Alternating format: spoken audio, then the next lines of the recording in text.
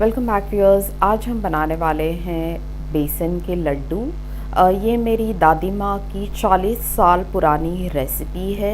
हमारे घर में बहुत सालों से ये रेसिपी इसी तरीके से बन रही है। तो आइए रेसिपी की शुरुआत करते हैं। सबसे पहले बेसन, चीनी और घी का नाप समझना बहुत ज़रूरी है।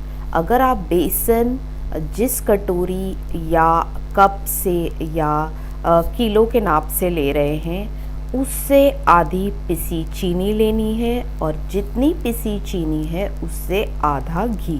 तो समझ लीजिए, अगर मैं बेसन कप के नाप से ले रही हूँ 6 कप, तो उससे आधी पिसी चीनी वो होगी 3 कप और घी होगा 1.5 कप। तो अगर बेसन हम इस लाल कप से मेजर कर रहे हैं तो मैंने 6 कप बेसन लिया हुआ है। तो ये इस तरीके के मेजरिंग कप्स मार्केट में मिलते हैं। तो 6 कप मैंने बेसन लिया हुआ है, उससे आधी पिसी चीनी, या आप इस तरीके से कटोरी का नाप ले सकते हैं। तो 6 कप या कटोरी बेसन है, उससे आधी पिसी चीनी, और चीनी अगर 3 कप होगी तो उससे आधा घी यानी 1.5 कप।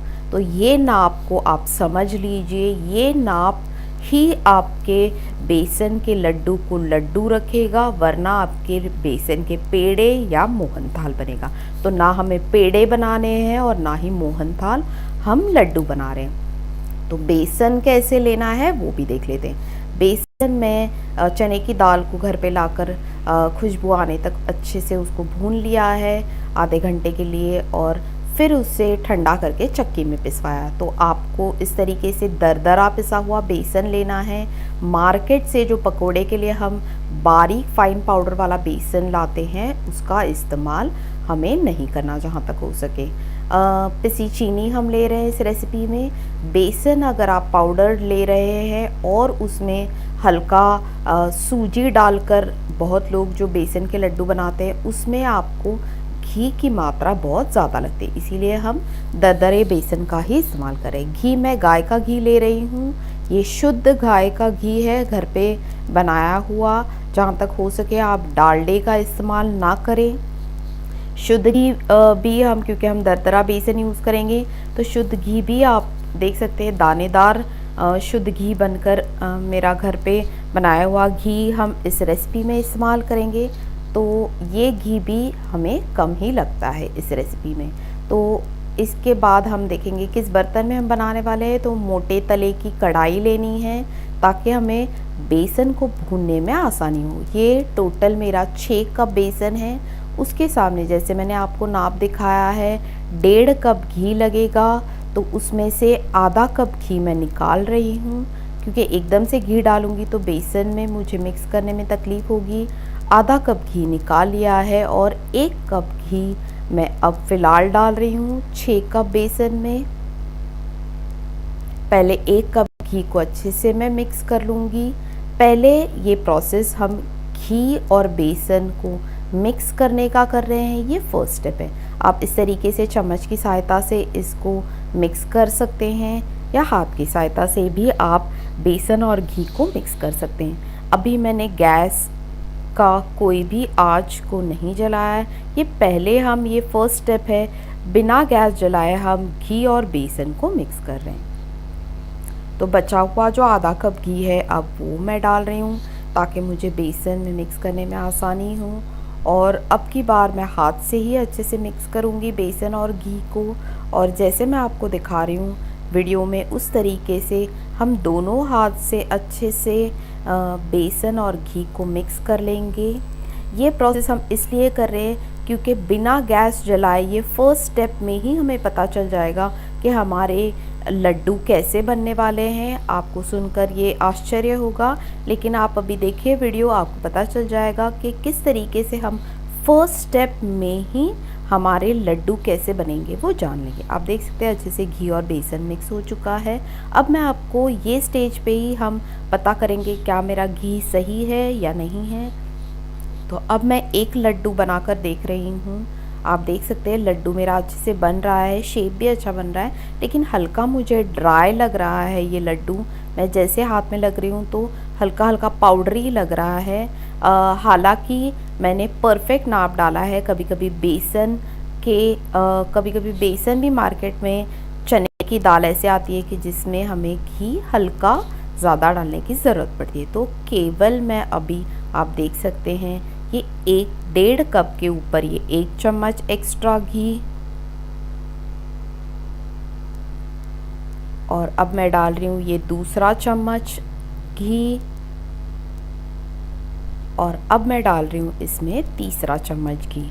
तो टोटल मुझे 1.5 कप और केवल 3 चम्मच एक्स्ट्रा घी की ज़रूरत पड़ी है।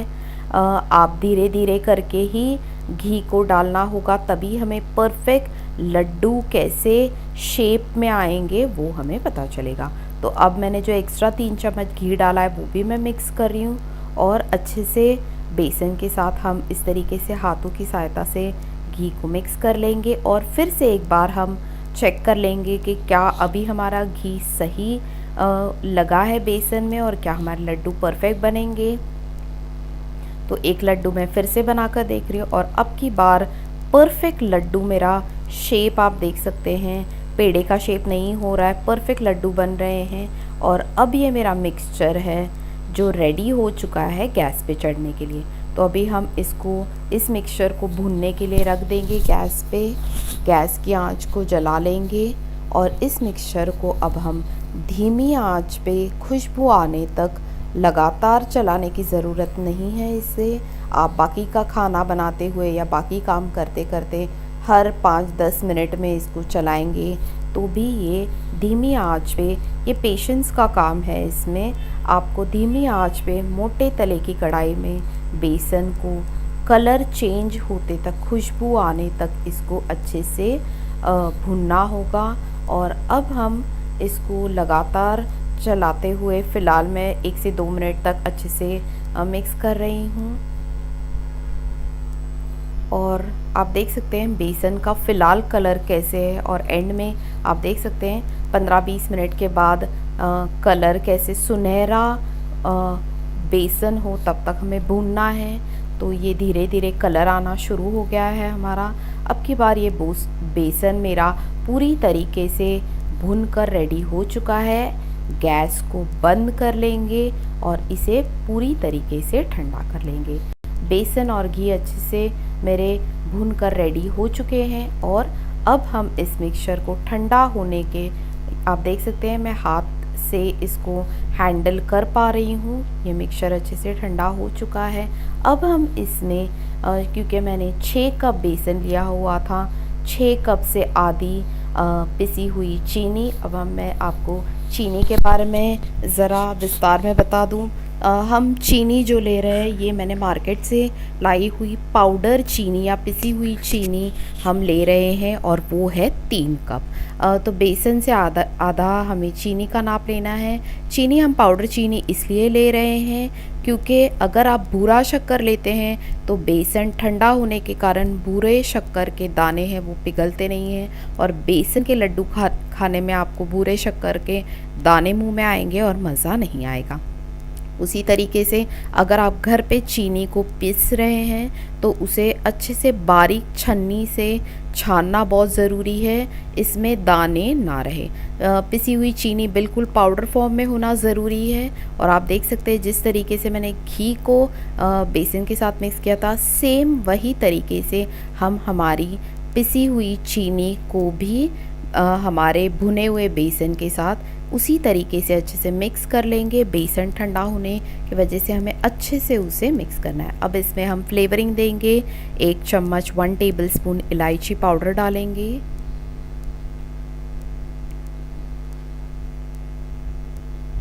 और फिर हम इसमें डाल रहे हैं 1/2 कप काजू की पाउडर।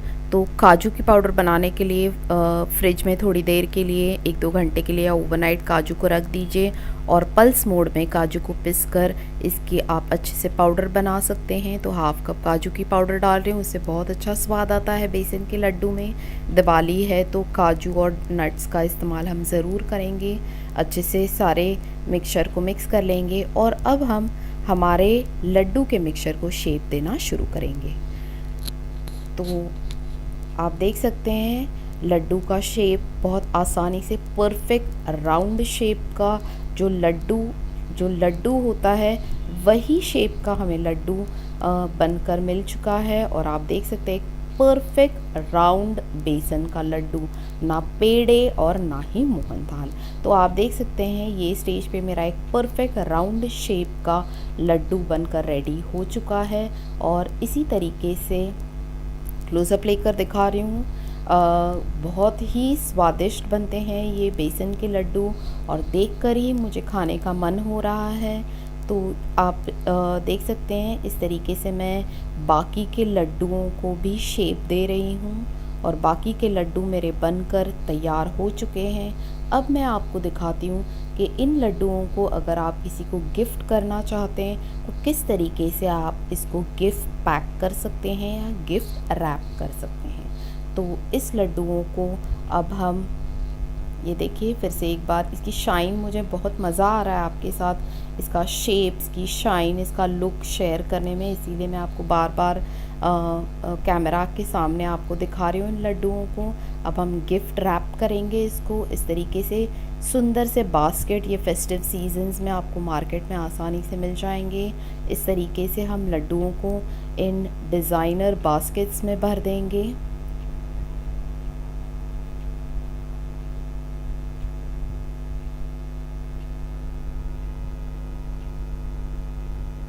और फिर इस तरीके से इन्हें हम कवर करके ये हमारी डिज़ाइनर लड्डू बास्केट रेडी हो चुके हैं गिफ्टिंग के लिए। तो आपने देखा आप कितने आसानी से ऐसे गिफ्ट्स आपके जो रिश्तेदार है, फैमिली मेम्बर्स हैं, उनके लिए इस दिवाली सीज़न के लिए आप गिफ्ट पैक्स बना सकते हैं और उनके साथ शेयर कर सकते हैं। तो आप भी इस तरीके से परफेक्ट बेसन के लड्डू ज़रूर बनाइए और आपके अनुभव मेरे साथ ज़रूर शेयर कीजिए। तब तक के लिए बाय।